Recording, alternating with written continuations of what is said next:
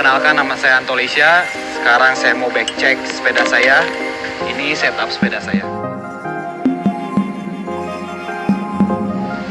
Di sini saya pakai frame with the people battleship 2.5 dengan chainstay 12.5.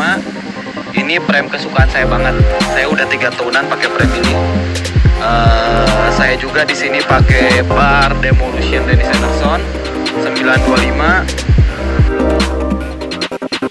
Terus saya pakai fork with the people battleship dengan offset 24.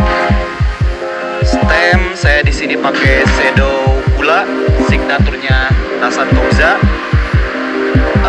Terus saya pakai rims depan Eklat Bondi. Rims belakang ini rims kesukaan saya, Odyssey. Ini udah 5 tahun saya pakai. Di sini juga saya pakai brake coaster dari Eklat Cortex, dan saya pakai crank Demolition 165. Kenapa saya pakai pendek? Karena chainstay saya juga pendek.